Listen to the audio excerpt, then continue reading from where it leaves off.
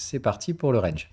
Donc, on va juste quitter les structures de tendance, enfin, ou les reprendre hein, pour analyser les troisièmes bornes éventuellement, mais on fait donc cet exercice-là. Donc là, on enlève toute la partie tendance, etc. On garde avec des œillères de range, donc identification de range et de ces différentes structures. Donc il n'y en a que deux possibles. C'est que de toute façon, les ranges, soit ils sont juste neutre, c'est-à-dire il n'y a pas de direction claire. Ce range, il émerge du néant et le marché rejette systématiquement les contextes. Je vais essayer de trouver des exemples. Je sais pas. Voilà, là, typiquement, hein, si on s'arrête à ce niveau-là, on va se mettre en mensuel, mais voilà. Là, typiquement, si j'arrête le curseur à ce niveau-là, d'accord, ce que vous avez ici, c'est un machin qui rejette systématiquement les contextes. Ok, donc là, vous avez un range, quoi. Ok, c'est de dire, il n'y a pas de direction claire. La moyenne se trouve au milieu des contextes, et à chaque fois qu'on vient frapper un contexte, on repart chercher l'opposé derrière. Donc là, vous serez en train de vous dire, la plus grande probabilité, pour moi, en tant que trader de range, serait de venir là. Ok? Et là, comme il n'y a pas de direction claire, vous appliqueriez la stratégie nœud-nœud. Hein? Tous les ranges qui sont précédés de rien, c'est-à-dire soit juste il n'y a pas d'historique, soit il n'y avait pas de tendance avant, c'est forcément de la stratégie nœud-nœud. Voilà, donc ça veut dire que vous prenez un Fibo, vous éteignez le cerveau, vous mettez le Fibo entre le point bas et le point haut, et vous savez que les seules zones de gestion du risque qui existent sont là et là. Et tout le reste, c'est des gogoles qui vont parler sur Twitter. Ok? Il n'y a aucune zone de gestion du risque ici à faible risque, hein, j'entends bien. En fait, il y a toujours de bonnes raisons de trader, d'accord? Mais il y en a juste qui sont beaucoup plus risquées. Et vous exposer à des trades plus risqués, ça nécessite d'avoir plus d'expérience. Donc au début, quand vous apprenez le trading, il ne faut surtout pas chercher à essayer de prendre des risques. Il faut plutôt faire l'inverse, c'est-à-dire apprendre à gérer vos risques correctement et à vous exposer à des trades que vous pouvez maîtriser. Dans ce cas-là, comme votre connaissance du marché, elle est très faible, il ne faut pas tout de suite vous confronter à votre ego en disant ah bah je suis nul, regarde les mecs sur les réseaux ils ont l'air super bons, etc. Je vais peut-être essayer de faire comme eux. Non, c'est juste de dire bah, tu débutes dans le trading, sois gentil, t'es pas encore ceinture noire, tu vas pas faire des mawashigeri mes couilles, tu vas déjà apprendre à faire correctement tes premiers trucs quoi. Ok? Donc on y va tout doux. Là, c'est juste de dire, par exemple, ici, tu as un vrai beau repli neuneux et tu y vas. Hein. Tu poses pas la question. Ça marche ou ça marche pas, on s'en fout. Mais dans 100 marchés qui ont cette configuration, toi, tu sais que tu vas prendre ton TP sans trop de soucis. Ça nécessite pas d'intellectualiser le marché avec des Wyckoff et des conneries du genre. Juste de dire, reste simple. Ta compréhension du marché est très limitée. Tu es là pour apprendre la gestion du risque. Commence peut-être par les contextes les plus faciles à exploiter. Ok? Arrêtez de chercher à prévoir l'avenir, mais juste de dire, dans un marché comme ça, quand tu trades ça, tu sais que les stratégies neuneux, elles offrent un ratio risque-rendement de 1 pour 1 à 1 pour 2 au maximum. Ok? Mais par contre, elles ont un taux de réussite supérieur à 50%. Donc, c'est gagnant. Point. Mathématiquement parlant, ça ne peut pas être perdant, ces stratégies-là.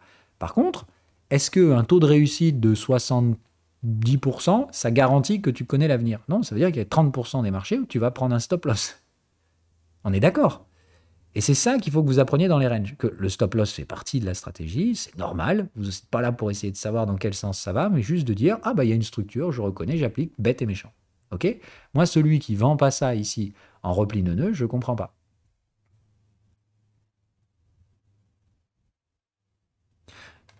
Bon, après, normalement, le repli neuneux, il faut être proche du contexte. Bon, là, c'est vrai qu'on n'y est pas top top. Mais bon, c'est pas grave. Voilà, pour moi, repli neuneux ici, ça peut se faire. Maintenant, il faut voir qu'on n'est pas proche du contexte. Alors, tout ça, c'est écrit. Hein. Je me dis, il ne faut pas inventer. Ok, en neuneu, si on fait le repli neuneu, normalement, le prix doit être proche du contexte. Comme je dis, l'intérêt du prési, c'est que ces règles sont indélébiles. D'accord? C'est vraiment que il y a quatre trucs à valider. Si vous en validez qu'un sur les quatre, faut pas y aller. Si vous en validez deux sur les quatre, c'est vraiment moyen. Il faudra clairement pas mettre 2% de risque. Ok, c'est ça la gestion du risque. C'est j'ai un contexte, une fois que je l'ai identifié, j'ai des gestions du risque sur la zone. Et après, si j'ai pas les gestions du risque, je fais pas. Là, ici, on est clairement loin du contexte. Donc, moi, j'aurais plutôt tendance ici à dire, bon, ok, j'ai un signal momentum, si j'y vais, c'est 1% maxi.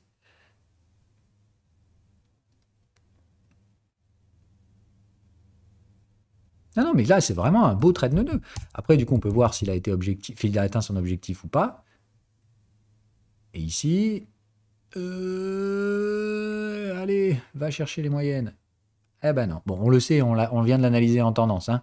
Donc c'est plus de dire justement ici, tu vas manger un stop loss et c'est ce qui permettra de voir le départ de la tendance pour les traders en tendance d'ailleurs. Donc là, c'est plus de dire, normalement ici, ça aurait dû marcher, mais comme on l'a vu, bah, tu ne validais pas toutes les règles. Donc là, malheureusement, bah, tu as perdu 1% de capital. My God. Bon, c'est normal, ça arrive, hein. Voilà, il faut pas outrepasser le truc. Quand vous avez concrètement vos règles validées, il faut y aller, hein. Voilà. Là, il manquait certaines règles, donc si vous y alliez, il fallait y aller tout doux.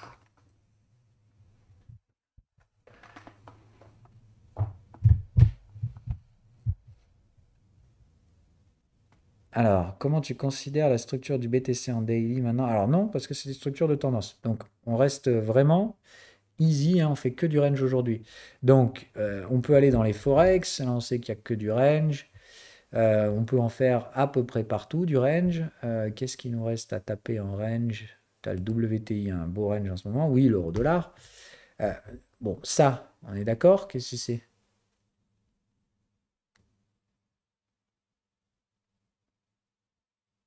C'est du gros neuneu, hein? On est d'accord. On doit juste s'assurer de ne pas être dans un range supérieur, mais là, bon, trimestriel, bon, on ne peut pas y aller. Donc là, on est sur l'UT la plus large et on a un range bien maturax, nique sa mère. Je ne sais pas si on peut compter ça comme une borne. Bon, si on le compte en disant qu'on est passé suffisamment près du contexte, voilà la maturité du merdier. D'accord? 1, 2, 3, 4, 5, 6, 7, 8 bornes. Enfin, 7 bornes. Donc, t'es content. Hein? T'es plutôt content comme truc. Donc, on est à la huitième borne. Euh, on n'est toujours pas sorti de quoi que ce soit.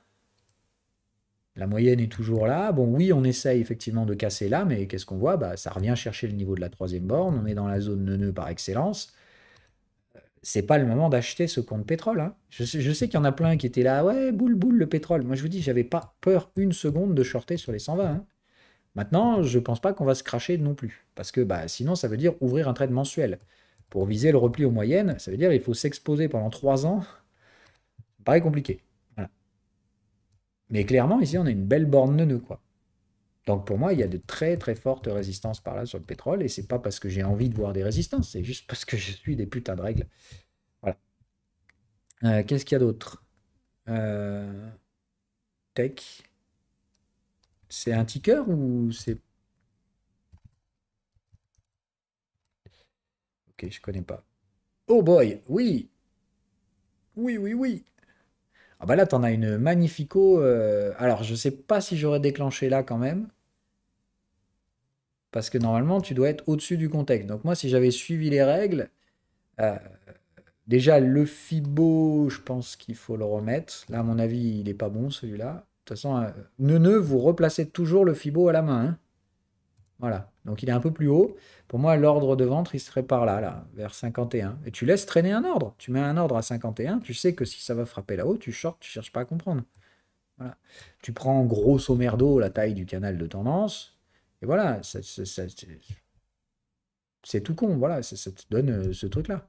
Tu sais que si tu short ici, bah, tu peux mettre un stop loss à 71 et tu vises à peu près un pour un. Attention, hein, voilà. Donc tu vises un retour vers les moyennes, tu viseras un retour à 31 et puis c'est tout. Tu sais qu'il n'y a pas de direction sur ce truc-là. Ok. Pour un trader de range, il n'y a que ça à faire, hein. Maintenant que le range est mature, vous faites du neuneu. Et pour les traders en tendance, qu'est-ce qui se passe? Bah nous, si ça sort de ce range-là, que du coup on stoppe les traders en range, eh ben vous savez qu'il y a une tendance. Bon, là je diverge. Mais pour les traders en range, vous allez prendre un stop quand il va y avoir le démarrage d'une tendance. C'est la base, quoi. Mais par contre, bah, la plupart du temps, ça reste neuneux, hein. Voilà, c'est une fois de temps en temps, vous prendrez un stop quand les tendances démarrent. C'est pas grave. Je vous apprendrai à repérer ces tendances après et à prendre de la thune dans ces tendances. USD-Yen. Ah, USD-Yen, c'est pas trop un range, hein.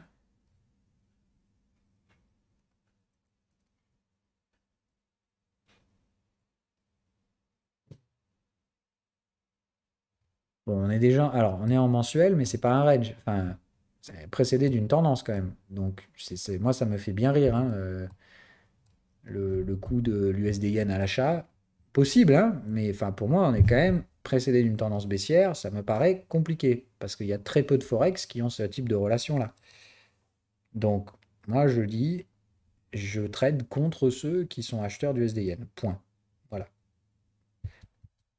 Maintenant, pour l'instant, ça a été un stop loss. Et je vais re-rentrer tranquillou, hein, dans pas longtemps, mais je vais re-rentrer. Ah, clairement, hein, enfin, moi, je ne traderai jamais ça à l'achat.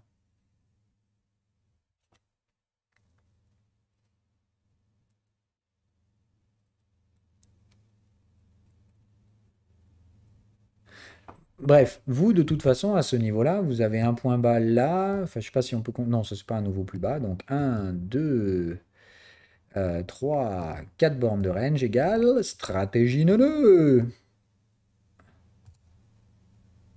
OK? Stratégie neuneu mensuelle. Vous êtes au-dessus des contextes dans la zone de vente. Si vous ne shortez pas l'USD-Yen ici, je ne sais pas ce que vous faites. Mais il faut shorter ça, retour, moyenne. Et après, on verra. Une fois qu'on est retourné à la moyenne, vous n'en avez plus rien à foutre. Faut pas intellectualiser le truc pour dire ah, on va traverser dans l'autre sens, on va faire ceci, cela. Restez bête et méchant. Je n'ai pas appelé ça la stratégie neuneu pour rien. La stratégie neuneu, c'est si tu cherches à intellectualiser, ça sert à rien. Si tu écoutes les mecs qui essaient d'intellectualiser et t'expliquer pourquoi ça va dans la hausse et que c'est normal et que ça va continuer, alors que toi, tu as tous les éléments pour te mettre en face de ces gars-là, mets-toi en face de ces gars-là. Ne les écoute pas. Point.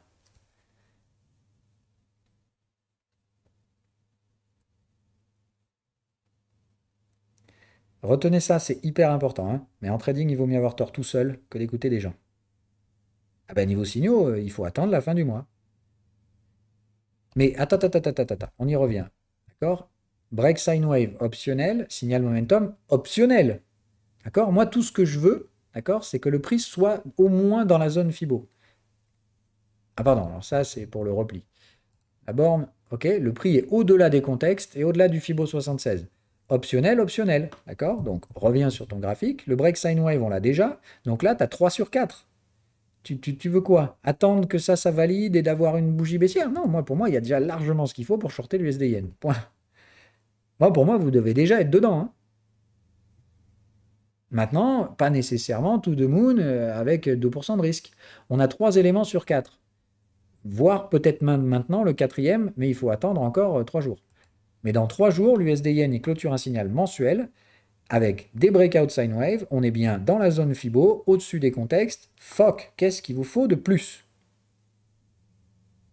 Là, vous avez 4 sur 4. Je veux 2% de risque à la vente à l'USD Yen. Point. Au pire, ce sera un stop loss. Tu vois ce que je veux dire? Mais si vous réfléchissez à savoir si ça va être bon ou pas bon ce trade, alors que vous avez concrètement tous les éléments pour y aller, putain, vous faites une connerie. Et c'est exactement ça que je veux détruire. Parce que c'est pas comme ça que vous arriverez à trader. D'accord? Si vous n'arrivez pas à détruire ce sentiment de peur, ça finira toujours mal. Parce que vous avez peur d'avoir tort. Et c'est la première des choses qu'il faut détruire dans le trading. On n'est pas là pour avoir tort ou avoir raison. Vous avez un ensemble de règles à respecter, elles sont là, appliquées comme des cons. D'accord? Ce qui est difficile dans le trading, c'est de constituer ces règles et de s'y tenir. Et non, mais il n'y a pas de j'aimerais un triangle, j'aimerais un... On s'en fout, c'est neuneux, c'est débile. Tout ce que tu dois savoir, c'est qu'il y a plus d'une chance sur deux que ça repasse par là avant de faire quoi que ce soit d'autre. C'est tout ce que tu sais. Et le reste, on s'en fout. Tout ce que je peux te dire, c'est que dans ce genre de contexte, si tu appliques ça 100 fois, je suis sûr que tu gagnes de l'argent. Maintenant, sur celui-là de trade, j'en sais rien. Peut-être que tu prendras un stop loss. Et si ça te fait peur, eh ben moi non. Et du coup, il faut que tu changes. Tu vois ce que je veux dire? Il n'y a pas 50 façons de voir le truc. Oui, oui, oui, tout est dedans. Alors, la règle, c'est de toute façon, tu ne peux pas risquer plus, hein, d'accord? Ton risk-reward, il ne peut pas être inférieur à 1, même sur du neuneu. Donc, c'est plus de dire, admettons que tu rentres là maintenant, ok? Donc, on va se mettre dans l'exemple d'un calcul de gestion, ok? Donc, admettons, tu vends ici, fuck. Bon, bref, tu vends ici, même si c'est bleu, voilà, on va faire ligne rouge. Tu prends l'outil risk-reward là, qui est quand même bien foutu. Voilà, donc tu dis short position ici. OK. Tu connais la taille du canal de tendance. Donc tu sais que théoriquement ton stop il est à peu près par là. OK, je prends la taille du canal de tendance. Ok, tu sais que ton objectif, c'est de retourner vers Fibo 50, moyenne, 50% de contexte. Tu sais, c'est une grosse zone, hein, qui est un peu la médiane du fucking range. Tu sais que tu vises à peu près par là. Ok. Si là, tu obtiens un ratio risque-rendement inférieur à 1, qu'est-ce que tu fais? Bon, là, on a vu, c'est bon. Mais si c'est le cas, parce que ça va t'arriver de temps en temps, qu'est-ce que tu fais? Est-ce que tu augmentes l'objectif ou tu réduis le stop loss? Ou tu n'y vas pas? Puisque tu as trois options. Pour moi, les trois, il y en a une qui ne peut pas fonctionner. Tu ne peux pas augmenter l'objectif. Cette pattern, elle a un objectif, point barre. Donc, tu ne peux pas augmenter la target pour avoir un ratio d'1 pour 1. Est-ce que tu peux réduire le stop loss? Bah oui. Bah, pour moi, oui. Dans la mesure où, effectivement, ton stop loss, bah, il faut que tu comprennes que plus tu réduis le stop loss, plus mécaniquement tu augmentes la probabilité de prendre un stop loss. Tu vois ce que je veux dire? Ça réduit tes probabilités de succès. Mais ça t'arrivera si tu veux les cas de figure où, par exemple, tu vas avoir ton objectif ici et tu vas avoir un risque ratio rendement de 0,83. Bah, dans ce cas-là, je ne veux pas que tu mettes un stop loss de la taille du canal de tendance. Ton choix, il reste de soit je réduis ce stop loss jusqu'à 1 pour 1, soit je ne trade pas. Mais c'est les deux seules options que tu peux avoir. Ça marche pour ça? Bon, pour moi, c'est des trucs qui coulent de source, mais je sais que c'est des problématiques que vous rencontrerez. Okay, dans ce cas de figure-là, jamais on risque plus que ce qu'on gagne. Hein, c'est vraiment la base. Donc, quitte à déplacer le stop loss, quand je vous donne, par exemple, la taille du canal de tendance comme un repère, c'est un repère qui vous permet de placer et de dimensionner à peu près correctement le stop loss, mais vous ne pouvez jamais entraver deux ou trois règles de la stratégie qui sont les règles de base, d'accord? En quelques circonstances que ce soit, peu importe la pattern, le contexte, le machin, le time frame, je m'en fous, d'accord? Vous ne tradez jamais à la vente dans le bas d'un canal de tendance, d'accord? Et à l'achat dans la partie haute, on travaille toujours, d'accord, par rapport à ce référentiel-là. Toujours. Sinon, c'est que vous faites de la merde. Deuxième truc, ok? On ne trade jamais avec un risk-reward ratio inférieur à 1. Il n'y a que les scalpers qui font ça, et scalper, ça nécessite de connaître les logiques de flux que vous ne connaissez absolument pas. D'accord? Pour scalper, il faut savoir trader les flux et la volatilité. Et ça, c'est ce que je vous apprendrai en dernier. Donc, ça nécessite vraiment d'avoir appris plein d'autres choses avant. Ok? Donc, pas de risk-reward ratio inférieur à 1, pas de trading dans la partie opposée du contexte, du canal de tendance. D'accord? Si par exemple vous avez à prendre une vente et que vous êtes déjà dans la partie basse du canal de tendance, vous mettez un ordre à la médiane de ce canal. Et vous attendez qu'on vienne vous chercher. Mais vous ne tradez jamais à la vente en bas d'un canal de tendance. Pitié, si vous faites ça, va mal se passer. Parce que la plupart du temps, vos risk-reward ratio vont être tout péraves si vous faites ça. Ok. NLY. Ah oui, pardon, pour un ticker.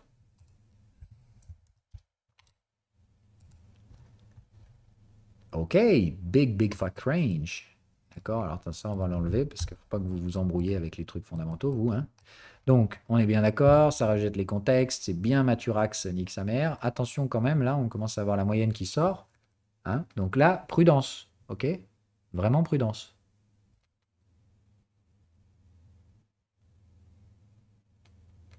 Hein, là, on casse le plus bas, les contextes commencent à décaler, la moyenne sort du truc.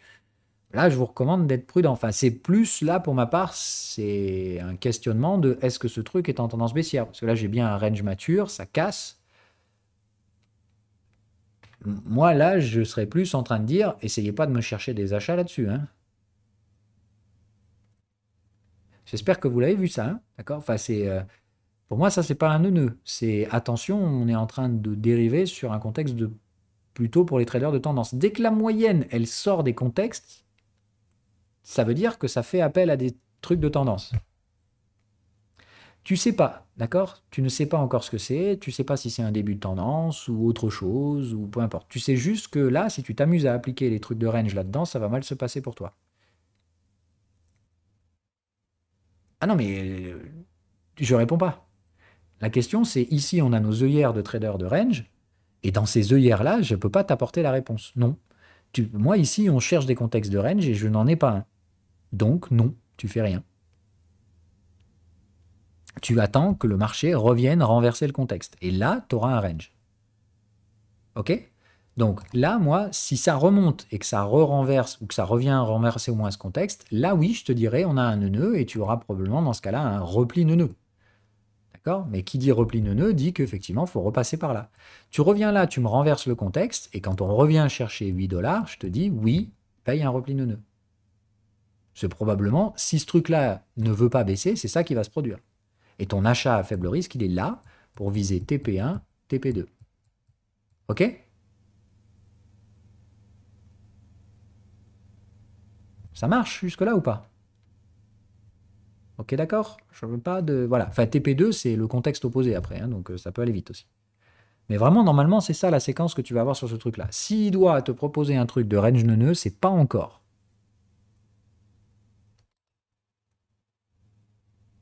Ça nécessite de bien maîtriser les patterns, hein. Quand tu les maîtrises bien, tu vas les voir venir alors qu'elles sont en train de se construire. C'est-à-dire que tu vas être comme un joueur d'échecs qui construit ses coups en avance.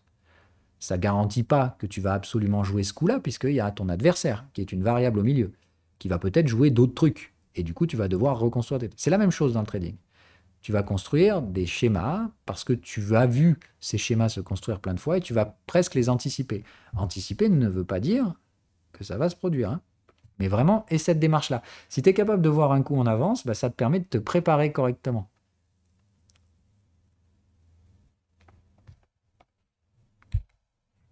Mais la plupart du temps, le trading, c'est de l'attente, hein. Donc, identifier une structure, moi, tu vois, ça veut dire ce truc-là, il m'intéressera probablement en 2025.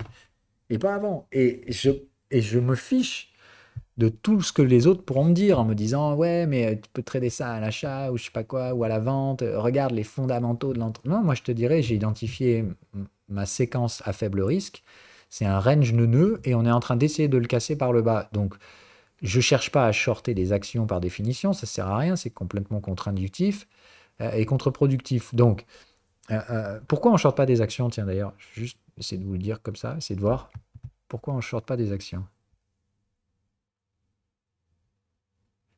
Je parle pour des gens qui ont des portefeuilles, hein. D'accord, vous, on s'en fout. Si vous avez des trades baissiers à prendre, vous prenez des trades baissiers, on s'en fout. Mais pourquoi on ne cherche pas à exploiter les tendances baissières sur les actions?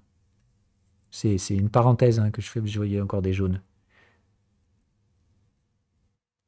Il y a deux raisons principales. Comme d'hab, il y a toujours plusieurs raisons, mais il y a deux causes, à mon avis, que vous devez être capable d'identifier.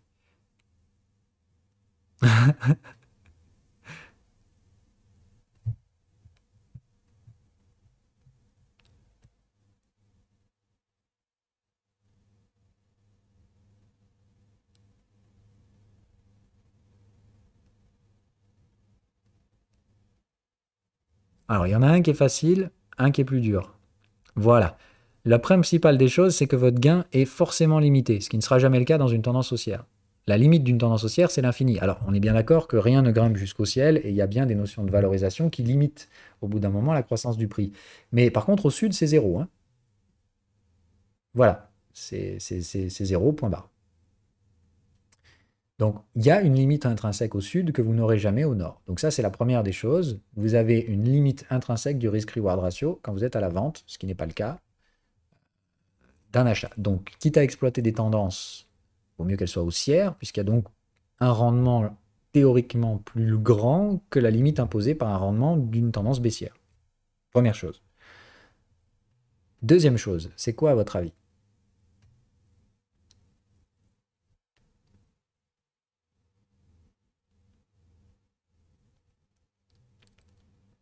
La deuxième, elle est un peu plus cachée, alors si vous ne trouvez pas, je vous la donnerai, mais...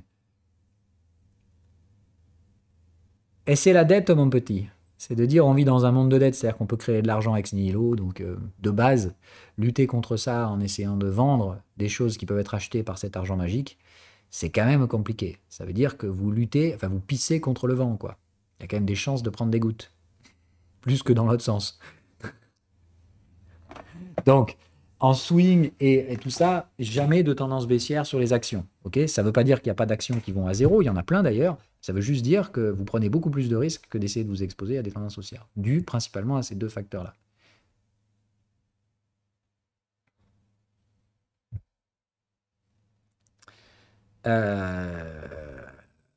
Ok, alright. Bon, c'était une parenthèse. Donc, autre truc, d'autres exemples, je tape au hasard pour essayer de trouver des trucs. Oula, l'euro-dollar, il s'excite avant la Fed. Qu'est-ce qu'ils nous font, ces cons? Hop, ça s'excite pas tant que ça. Ok. Ouh, lui, tiens. Ok, il est beau.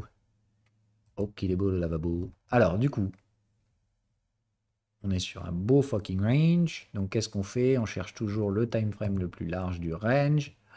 Oh, bordel. Donc là, on était en 4 heures, on était dans un range. En daily, on était dans un range. En hebdomadaire, on est dans un range. Et en mensuel, on est dans un range. Oh, rangeception. Range dans un range, dans un range, dans un range, dans un range. Et il y a une petite composante haussière quand même qui commence à émerger sur le dashboard. Il n'y a pas un brin de rouge. C'est quand même bizarre.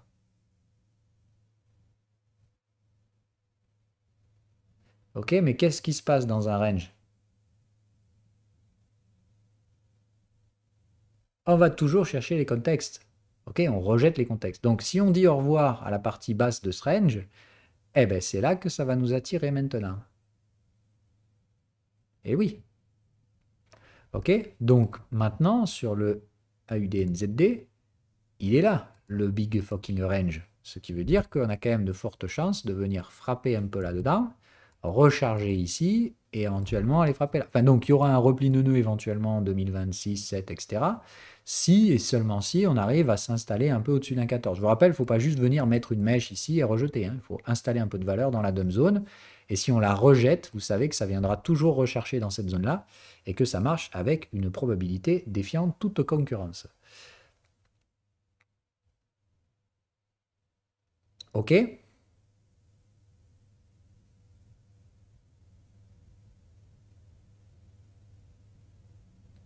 Ok, ok? Ou pas ok? Ça marche.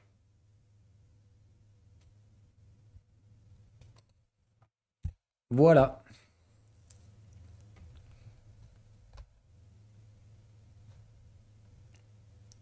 Est-ce que vous avez d'autres exemples à tirer? On a encore 20 minutes à occuper. Alors après, il faut vraiment que je bouge à 2 heures. Je ne peux pas tirer plus aujourd'hui. Euro-dollar. Bah, oui, mais euro-dollar, c'est toujours la même chose. On l'a déjà fait 15 fois celui-là quand même. Donc c'est pareil, hein, c'est rangeception sur l'euro-dollar, sauf qu'il y a des flux à gros débit au milieu qui vous laissent à penser qu'il y a des tendances, mais il n'y a jamais de tendance dans les ranges. Voilà. Donc on l'a vu, revu et re-revu. Le trade du moment, et je vous ai quand même fait une vidéo entière sur les flux Forex et particulièrement orienté sur l'euro-dollar pour vous montrer que la valeur théorique de ce taux de change est bien plus amenée à passer par là que là-bas. Pour plusieurs raisons. C'est effectivement un bon gros repli neuneux. Hein, si tu viens ici et que tu fais ça, qu'est-ce qui se passe là?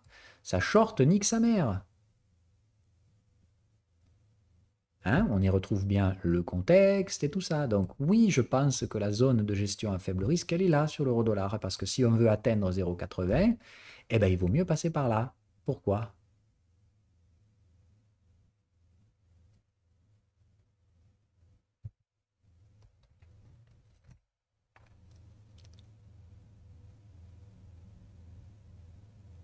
Eh bien, on s'en fout de pourquoi. Vous voyez ce que je veux dire?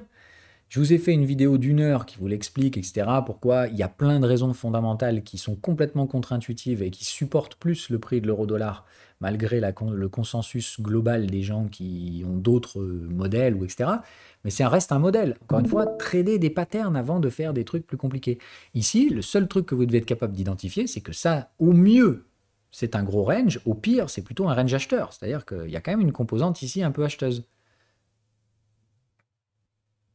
La moyenne, elle arrive jamais à sortir des contextes. Donc là, ça veut dire quoi? Ça veut dire que si on devait chuter réellement là pour aller chercher les 0,80 que je vois certains qui annoncent, eh ben, la moyenne, elle va sortir. Ça veut dire que pour la première fois depuis tout l'historique de ce graphique, l'euro-dollar va être tendanciel. Alors que, comme on l'a vu, c'est très peu probable. Et puis surtout, mais qu'est-ce qui se passe si on y va à 0,80? Mais c'est le plus bel achat de toute ta vie, parce que ici, tu as une borne de nœud. Donc moi, je vous ai dit, au pire, je sais que je prendrai des stop-loss dans cette zone, mais que je vais charger comme un cochon à 0,80. Enfin, à partir de 0,80, je vais te foutre des ordres ici à tous les pips, quoi. Mais non, mais c'est pas récupération des pertes, c'est juste je traite des patterns. Moi, dans un range, j'ai deux patterns. Dans un range à la con comme ça, j'ai que deux patterns, repli ou borne. Et je cherche pas à intellectualiser le truc outre mesure.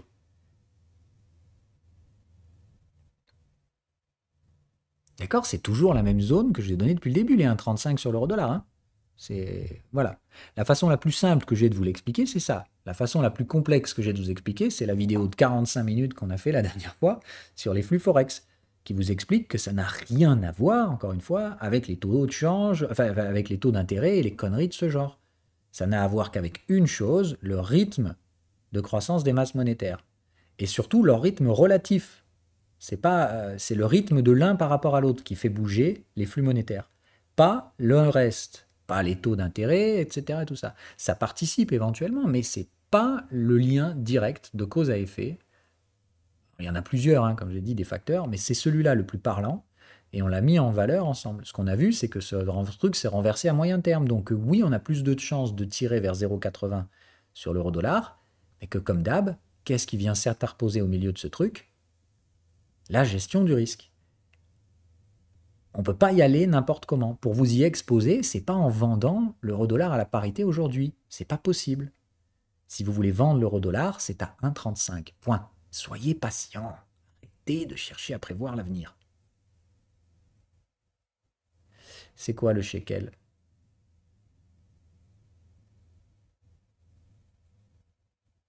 Hein? Je comprends rien de ce que tu racontes. C'est l'indice d'Israël, c'est ça? J'ai jamais. Ah non, non, non, j'ai jamais regardé.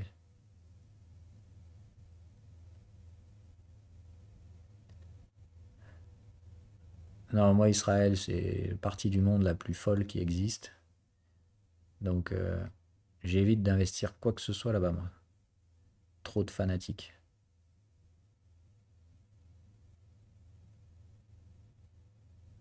Ah non, mais après, c'est un choix personnel. Vous faites ce que vous voulez. Je t'impose pas mes choix perso, hein. Voilà. Ah bah oui! Non, mais pourquoi son cash? Non, c'est plus de dire, on en a déjà parlé. Bon, là, on dérive parce qu'on sort des trucs de range. Bon, pourquoi il faudra vendre l'euro-dollar quand on sera à 1,35? Parce que si vous avez des investissements en Europe, d'accord, leur rendement se rapproche de zéro parce que vous le perdrez sur la dévaluation de notre monnaie. Donc, il faudra se couvrir contre la dévaluation monétaire de l'euro, surtout si vous avez des investissements en Europe. Ce qui, pour ma part, doit être le cas, hein, parce qu'on l'a dit, il y a une grosse partie de la croissance structurelle qui se passera en Europe, particulièrement sur tout le secteur, comme on l'a dit, des trucs plutôt défensifs, l'immobilier, le réseau, enfin les réseaux, les infrastructures de distribution, voilà. Et tous ces trucs-là, encore une fois, ils vont avoir une croissance très molle, mais si vous ne vous couvrez pas sur l'euro-dollar, vous ne ferez même pas de gain, quoi.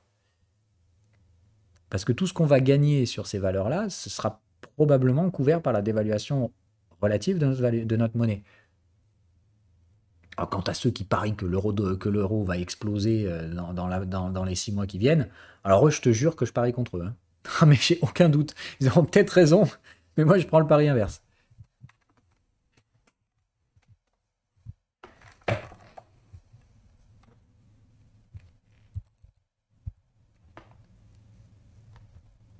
Autre chose, parce qu'il faut qu'on bouffe du graphique, c'est quand même un peu mieux. On va pas redériver sur des thématiques plus fondamentales, là. C'est intéressant, hein, je vous l'ai toujours dit, mais essayons de rester range et application de la stratégie. Voilà, ABR. Ouf, oui, pareil, big fat neuneu. Hein, dès que vous voyez haussier, baissier, la moyenne qui n'arrive pas à sortir des contextes, ça c'est le classico, bouffé du neuneu. Voilà, donc là, bah, t'avais un beau repli neuneu d'ailleurs. Tac, tac, ici, le contexte, les fibos, allez-y. Objectif atteint, rapidos. Et là, bah, je sais pas. Moi, je dirais vente là ou achat là, à condition que là, on soit sous le contexte. Hein. Donc là, il faut attendre. Si le contexte ici il passe là, bah, ici, tu as un achat. Sinon, bah, là-haut, tu as une vente, mais tu as deux ordres en attente. Tu vends à 26,60 ou tu attends sous les 8, mais pas tout de suite.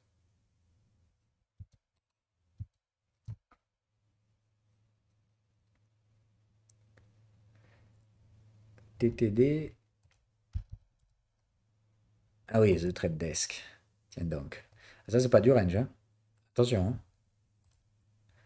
Hein, d'accord? Là, en mensuel, on ne peut pas avoir les bornes. D'accord? Alors, on pourrait, hein, c'est-à-dire que si TTD s'écroule ici, bah oui, ça devient un gros nœud. D'accord? Bon, là, quand même, vous devez vous dire, pour le range mensuel, on n'a pas du tout fait là, quand même, je vous rappelle, le dernier contexte était là. Là, c'est limite, le contexte résistant vient de devenir support. Ça devrait quand même vous dire, enfin, ne traitez pas ça comme un range, hein.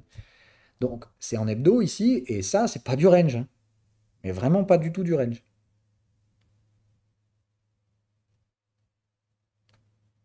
Enfin, on est bien d'accord, moi, si vous m'assimilez ça à un range, j'ai un gros, gros problème. Enfin, pour moi, ça ne marche juste pas du tout, quoi. Pas possible. Non, on est en range là, donc ça ne ressemble pas à un pullback. Bon, ça, en tout cas, ça ressemble pas à un range. Ça, c'est tout ce qu'on peut dire. Il faut que vous sachiez dans quel contexte vous pouvez appliquer vos règles et dans lequel il faut pas. Là, il faut pas. Là, ça sert à rien d'attendre des bornes neuneux sur un truc comme ça, hein. Enfin, ça a tout sauf une structure neuneuse, ça. Euh, un autre truc.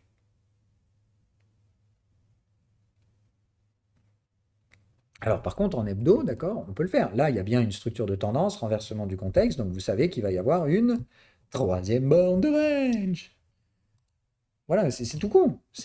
Faut pas complexifier plus que ça. Là, vous avez une tendance, donc le seul truc que vous faites dans les tendances, vous attendez que le contexte s'oppose, ce qui est le cas là, la ligne est rouge, donc vous savez que votre prochaine zone spéculative, elle est dans ce contexte.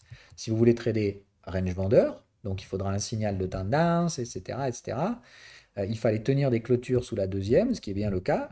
Donc là, vous pouvez éventuellement trader ça comme une vendeuse, mais il faut attendre au moins Fibo 61 et surtout le contexte baissier. Il faut être dedans, d'accord? Il faut clôturer dedans, attendre un signal particulier et là, vous pourrez trader ça en range vendeur. Bon, je vous le donne en 1000, c'est pas près d'arriver. Mais après, si vous le voyez, vous le tradez. Voilà. C'est de dire, à mon avis, on va mettre du temps à rebondir là-dessus, hein. Ça va mettre 3 plombes et on fera plutôt un range neutre qu'autre chose. Bref, vous, de toute façon, vous attendez. Qu'est-ce qu'on fait concrètement dans un marché pareil? On fait add alerte, TTD, crossing up, framework, context down, non, context rest down, un clôture. En gros, alerte dès que ça clôture à l'intérieur du contexte. Ok? Truc tout con. Vous faites ça, tac, et là, vous savez que vous avez un contexte probable de troisième borne. Vendeuse dans un premier temps, et puis vous regarderez la nature, enfin, vous regarderez à quel type de marché vous avez affaire déjà quand on arrivera dans le contexte. Vous vous rappelez, dans les ranges, la variabilité, elle est énorme. Vous savez pas, on peut rebondir comme ça, comme ça, comme ça, comme ça. Voilà, donc vous ne connaissez pas et vous ne pouvez pas prédire le rythme de marché. Donc ne cherchez pas à prédire. Vous savez par contre qu'il y a un niveau dynamique qui est relatif au contexte, qui vous donne cette notion dans le range. Et il n'y a pas besoin d'en voir plus loin. Pour ceux qui n'ont pas les indicateurs, pareil, parce que c'est vrai qu'il faut que je le fasse un peu plus souvent, ça, vous le faites avec des putains de fourchettes. D'accord? Voilà. Pour vous, c'est ça. Fourchette d'Andrews, inside bar, enfin inside bar, inside, je ne sais plus comment ça s'appelle là. Voilà, en style inside, et bam, vous avez l'équivalent du niveau dynamique de la troisième borne. Ok, vous prenez une ligne dans ce cas-là, parce que je crois qu'on ne peut pas mettre d'alerte sur cet indicateur-là. Voilà, vous mettez une ligne comme ça et vous faites même chose, alerte, TTD, crossing over, trendline. Bam, terminé. Ok? On est d'accord. Il y a pas de formule magique d'indicateur qui vous permet de tout comprendre. C'est juste, sachez utiliser différents contextes. Et pour ceux qui n'ont pas les outils, vous pouvez faire sans problème, quoi. Voilà. Vous voyez bien que c'est une tendance, qu'on a cassé le rythme de la tendance, donc on va aller rechercher la troisième borne. Point, fourchette.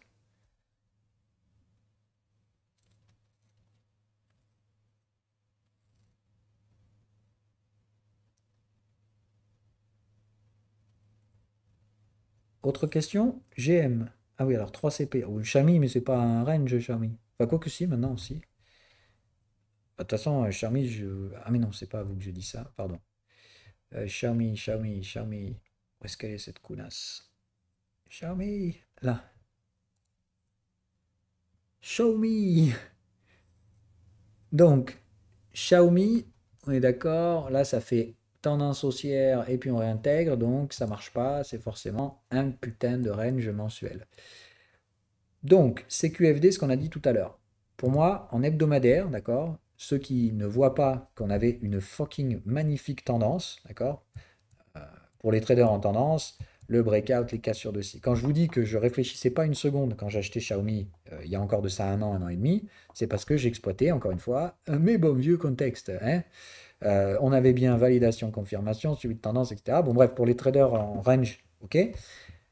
Donc, du coup, qu'est-ce qui se passe quand on a une belle tendance et que ça s'annule? C'est-à-dire qu'ici, on aurait même dû avoir au pire un pullback, excès final, etc. Et au final, rien de tout ça. Bam, on revient visiter le niveau de breakout. Qu'est-ce qui se passe? Avec mes œillères de range, si j'ai une tendance haussière et que ça fait plus tendance haussière, c'est que j'ai forcément un range sur l'UT supérieur. Voilà. Donc, pour les traders de range, à partir de maintenant, c'est range mensuel. Et bah, comme il n'y a pas d'historique, il n'y a pas de tendance claire, etc., c'est top to bottom, zone FIBO, et je ne réfléchis pas. Comme je dois trader sous les contextes, bah là, je ne peux pas trader. En gros, il faut que Xiaomi fasse un nouveau plus bas à 90 centimes. Et prochaine zone, bah, il faut attendre que j'ai un développement de ces contextes. Je ne sais pas comment ils vont se développer, mais il faut qu'ils se développent. Et une fois qu'ils vont se développer, bah, je traderai en débordement de ces bornes avec au minimum 3,17 et 1,60. Voilà tout ce que vous devez savoir. Maintenant, pour ceux qui ont des comportements de tendance, les jaunes, etc., qu'est-ce qu'on a, nous, comme gestion? Juste, alors, les traders de range, vous mettez vos œillères. Et qu'est-ce qui se passe quand on a ça?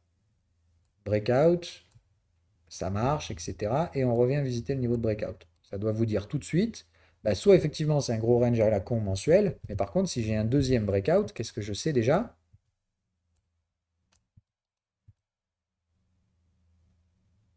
Voilà, je fais attention et je ferai un TP partiel sur les 6,50 pour racheter sur la zone des 3,50.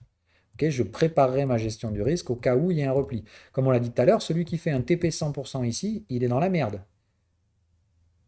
On est d'accord. Donc les deux options sur Xiaomi aujourd'hui, c'est soit on rebourre direct, mais avec le risque de devoir revenir chercher 3,50 avant de pouvoir constituer une tendance. Option numéro 2, on mature le range mensuel, c'est-à-dire on fait tac, tac ici, mais on ne break pas. Au mieux, on fait une AQ ou un truc comme ça, ou on fait une quatrième borne. Et dans ce cas-là, si ça break 2025-26, qu'est-ce qu'on aura? Une tendance mensuelle, tout ce qu'il y a de plus classique. Pas de vague 5 étendue, mais couilles, etc. Mais pour l'instant, on a eu clairement des débuts de tendance nettement visibles en hebdomadaire. L'annulation de cette tendance n'ouvre plus qu'un seul schéma. Si la tendance est hebdomadaire, elle sera forcément avec une séquence alternative. Sinon, eh ben, on attend de maturer ce putain de range mensuel et on aura une tendance mensuelle. Donc, moi je vous ai dit, Xiaomi, si c'est une bonne boîte et que vous voulez la mettre en portefeuille, en tous les cas, c'est un bon choix maintenant. C'est tout. Et c'est QFD, hein. Moi, je parle des trucs que j'ai en portefeuille. J'ai 10% de Xiaomi dans mon portefeuille action, donc c'est autant te dire que j'ai rarement surpondéré une action autant que ça. J'espère pas à tort. Mais pour l'instant, quand je vois la structure en daily, en hebdo, pardon, je pense que j'ai fait le bon choix. Euh, Ah oui, oui, c'est très loin le mensuel. Hein. Ah, mais moi, j'attends pas que le breakout il soit validé pour le trader. Hein. Moi, c'est de dire si en mensuel on accumule. En gros, c'est en 2025, une boîte comme Xiaomi, avec les résultats qu'ils font, hein, ils sont toujours sous les 3,20. Je peux te garantir que dès qu'on franchit 3,50, je paye, mais sans même réfléchir. Hein. Bah, c'est la base d'une tendance. Hein. Quand tu as un range mature et que ça break, tu n'attends pas que ce soit validé et confirmé. Tu prends du risque. Au pire, tu prendras un stop loss. N'oubliez pas ça, putain. Si vous tradez dans l'objectif de réussir et d'avoir raison, ça va très mal finir pour vous. Pareil pour ceux qui tradent en essayant d'éviter les pertes. Ça sert à rien, d'accord? On identifie des schémas et on répète comme un con. Là, vous pouvez apporter du savoir et de l'information, c'est-à-dire du fondamental, essayer de construire des logiques de machin et des logiques de gestion. La seule chose que ça va faire, c'est modifier les pondérations de vos trades. C'est tout. D'accord? Mais ça ne peut pas vous empêcher de prendre des trades ou vous forcer à prendre des trades hors des gestions du risque classiques.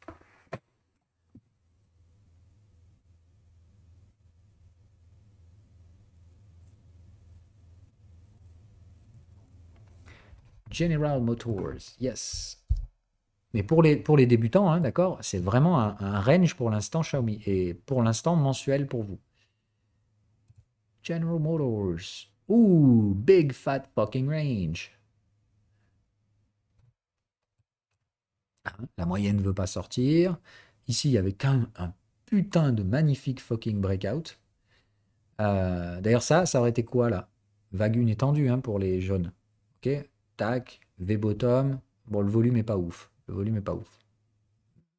Ouais, ça manquait de volume ici. Mais schématiquement, hein, ça doit vous faire penser aux vagues une étendues. Hein. Ça vient péter les contextes. Enfin, franchement, moi, tu me prends un truc comme ça, tu me l'arrêtes là. Moi, ça, je te dirais jamais que c'est vert. Hein.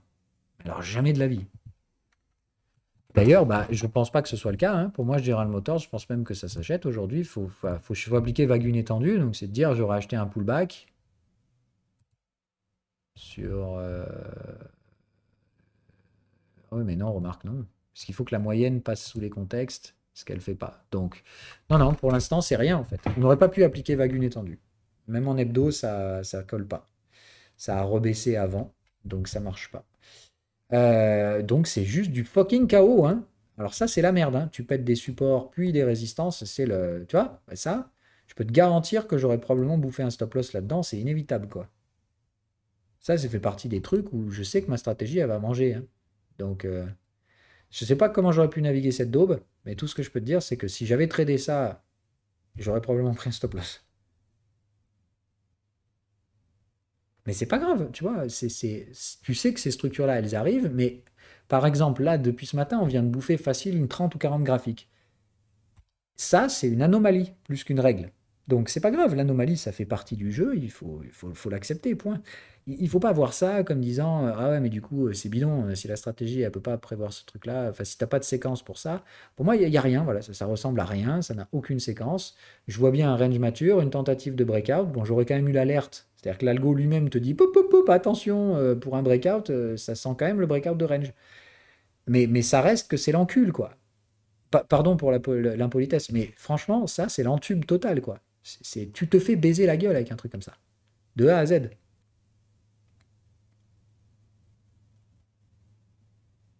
Ces trucs-là existent, mais on a vu bien plus de marchés qu'on peut séquencer correctement, soit des beaux ranges, soit ce que tu veux, mais ça, c'est une merde, hein. Une vraie merdouille.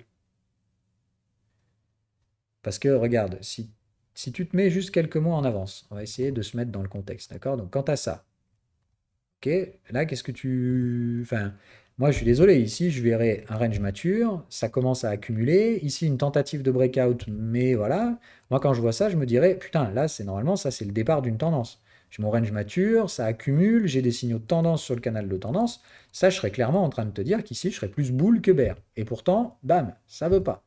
Qu'est-ce qui se passe? Ça vient chercher le contexte opposé. Donc, ça veut dire rejet de la tendance, quoi. Ça veut pas démarrer, pas tout de suite, là ça reste hésitant. Moi là je serais toujours boule, hein. Je serais toujours en train de te dire, là si j'ai une bougie haussière qui vient frapper 48, je paye. Hein. Et ça veut pas. Bam. Donc là qu'est-ce que tu as? Qu'est-ce qui te reste à trader dans un truc pareil? Neuneu, voilà. Donc ici tu te dis, bah, on a déjà refait un nouveau point bas, paye ta merde, et on est bien sous les contextes. Donc là, est-ce que tu achètes? Ah oui, hein, ça c'est de dire, balèque, j'achète. J'ai un breakout de range, tout ce qu'il faut pour me dire, voilà, j'ai des targets de break, j'ai pas de signal momentum, j'ai un squeeze. Donc là, c'est plus de dire, j'attendrai peut-être un petit signal momentum pour mettre un peu plus de risque, mais si tu veux rentrer ici avec 0,5% de risque, moi je suis pas contre. Hein. Et de dire, il te manque juste le signal momentum. Tu as le breakout sine wave, etc. Hop, retour à la moyenne, c'est plié, terminé.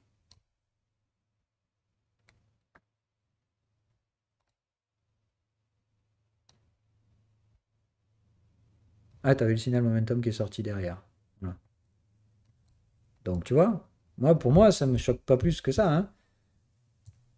Et là, derrière, tu n'as pas le contexte, d'accord? Ton contexte, il est toujours là-haut. Donc, c'est de dire, normalement, c'est là-haut que tu chercherais à shorter. Mais compliqué, quoi. Enfin,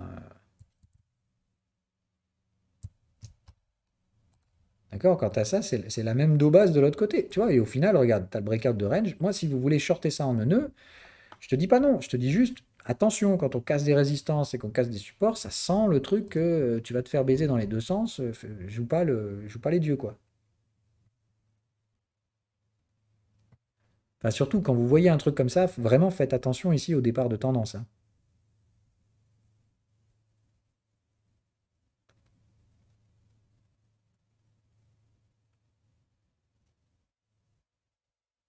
Donc, ça, malheureusement, quand même, General Motors, c'est une super méga merde à naviguer, hein.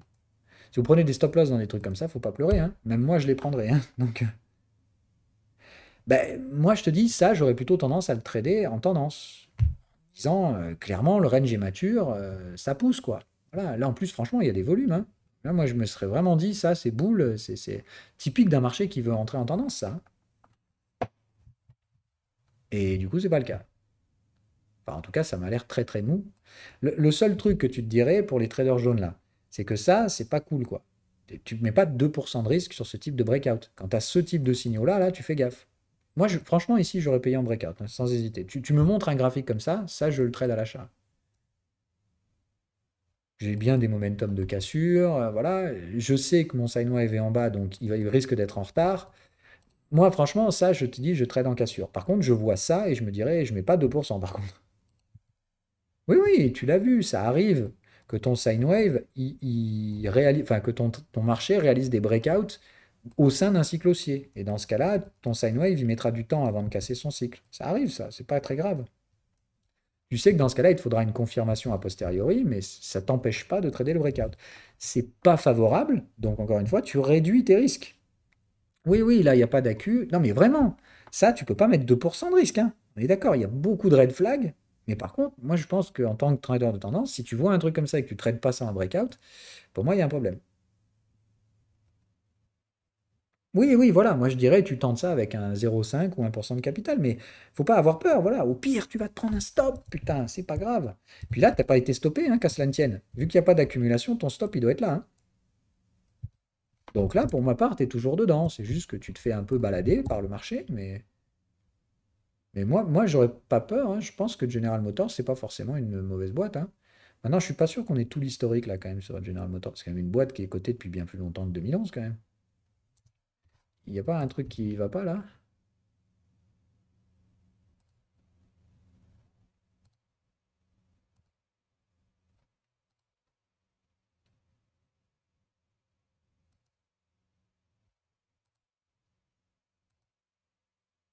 Ouais, c'est chelou.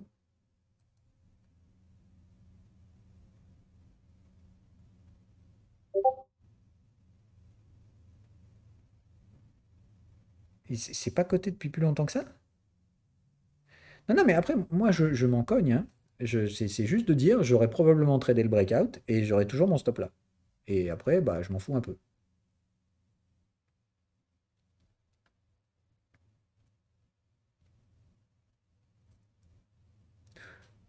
Et là, franchement, bah, ça sent pas bon, hein. Enfin, tu vois bien, un breakout qui marche pas, ça rejette sur la borne, c'est pas sexy, hein. Donc ça, moi, je saurais pas quoi faire. Mais ce serait de dire, bon, bah, je suis dedans, je vais peut-être me faire péter le stop loss, vu que le machin aime bien racler dans tous les sens. Mais oui, oui, oui, on peut voir encore des trucs. Par contre, attention, hein, il va falloir que je bouge là. Donc on fait Husqvarna et... Attends, non, mais là, c'est OTC.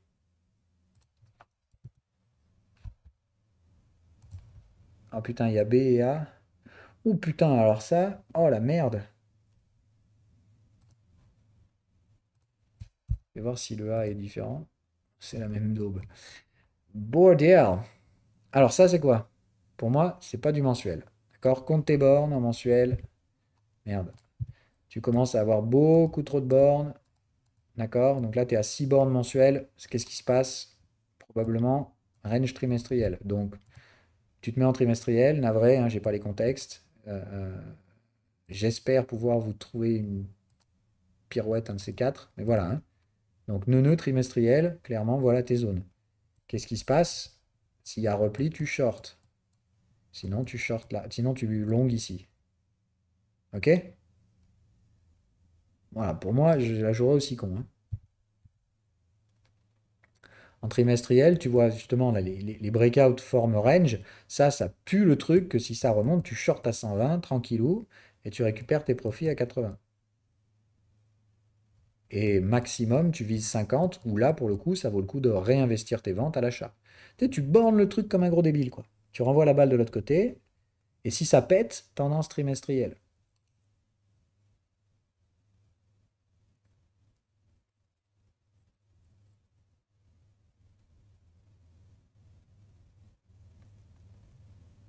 Ben, je comprends que t'aies nagé là-dedans, mais rappelle-toi un truc. Si tu nages, c'est que t'es pas sur le bon time frame. Le bon time frame, il est toujours net, propre, sans bavure. Voilà. Pour moi, tu vois, franchement, le mensuel commence à avoir une structure tendancielle, mais ça marche pas. Tu vois bien, la moyenne, elle a envie de se barrer, mais qu'est-ce qu'on fait? On revient chercher les contextes. Ça colle pas, ça. Donc, soit c'est une structure de tendance alternative,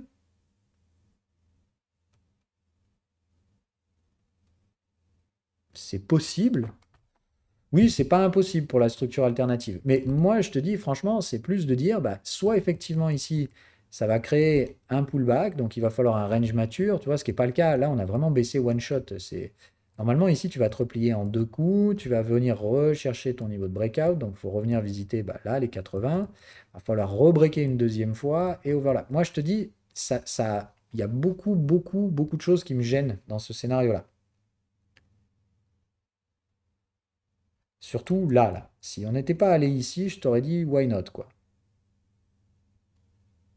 Mais bref, ça peut être une séquence de vague 5 étendue, mais pour moi, le trade à faible risque, il serait là dans ce cas-là. Et tu as beaucoup de choses à faire avant.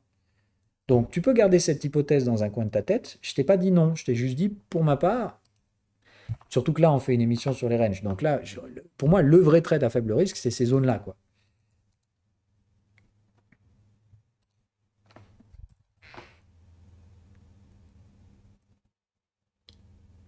Tu as payé les 75 en breakout. Ah bah, tu as probablement payé la médiane du range. Donc, c'est pas grave. T'as bien vu que même en structure neuneu, 75, on va les revoir à dose, quoi. Enfin, normalement, tu vas les revoir un bon paquet de fois. Par contre, moi, à ta place, je sais qu'à 115, j'essaierai de récupérer un peu de profit, quoi. Si ça rebondit là-haut, là où il y aura une opportunité vendeuse, ça peut être une opportunité de take profit. Pas forcément 100%, hein, mais tu peux faire un petit TP là-haut et voilà. Moi, je trouve que la séquence hebdomadaire, enfin mensuelle, de toute façon, elle a des anomalies. Donc, soit c'est une séquence hebdomadaire, une séquence alternative, soit ce sera trimestriel.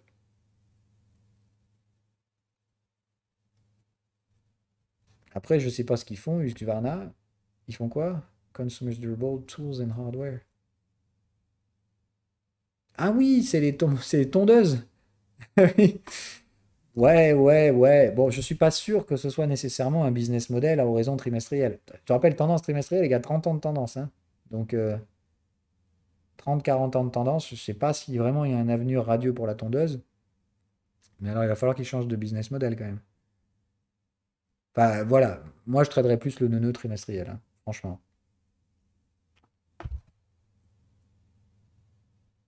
Je te parle pour de la vraie, enfin, du vrai trading, quoi. De l'analyse de graphique, clairement, je comprends que tu nages nique sa mère sur celui-là. Je nage autant. Et si tu nages, bah, c'est souvent parce que tu te poses pas les bonnes questions. Voilà. Pour moi, c'est l'hypothèse de la tendance mensuelle. Je te dis pas non parce qu'elle n'est pas invalidée, mais je parierais bien plus sur un bon gros neuneu trimestriel, quoi.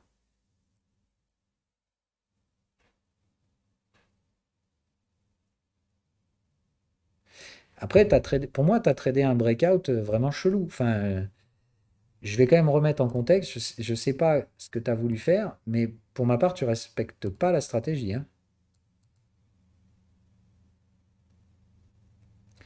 Enfin, franchement, pour moi, ici, c'est limite de dire, je compterais presque même ça ici comme une troisième borne. Donc, je dirais, tu as quatre bornes. Ici, si vraiment il y avait une tendance sur ce time frame-là, c'est pour moi, c'est là que ça aurait dû breaker. Et là, il y avait tous les éléments de ce breakout.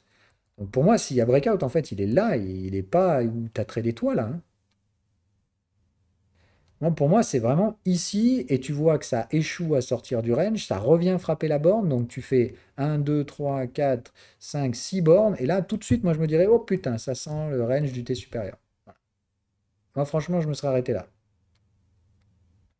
Ouais, mais c'est pas grave, le Covid, justement, ça a retardé pas mal de trucs. C'est-à-dire, pour ma part, c'était un mal pour un bien.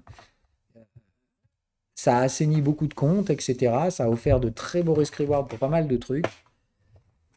Et franchement, hein, voilà, pour moi, le trimestriel, il est vraiment beau, quoi. C'est là, tu avais un vrai bel achat trimestriel.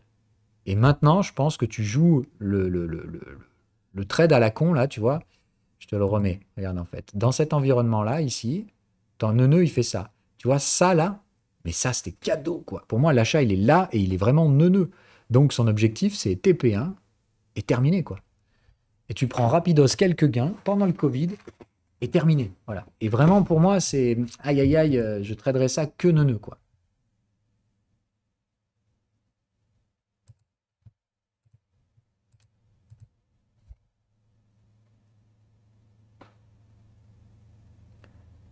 Et là, ben, malheureusement, comme je te dis, moi, tout ce que tu fais là, c'est tant pis pour ceux qui se sont fait piéger en breakout. Il y en a probablement plein qui se sont fait piéger. Et je te dis, moi, le premier, je l'aurais probablement tradé, mais en breakout trimestriel. Avec un stop loss là-dessous. Et là, je serais en train de dire, ouais, bah, ça ne veut pas breaker. Hein, donc, donc, je pense que je vais réajuster et me barrer. Enfin, me barrer. Et en tout cas, au moins réduire la taille de la position, quoi. Ça se voit bien, hein, s'il y avait tendance, ça part, quoi. Là, ça veut pas partir, c'est moche, quoi. Donc, c'est aléatoire. Moi, je peux te donner que ça. Bon, allez, 14h10, faut que je vous laisse, les cocos. Je suis désolé, je peux pas prendre de questions. On refera des live rooms peut-être dans la semaine si j'ai du temps, mais là, il faut que je bouge. Ciao, ciao!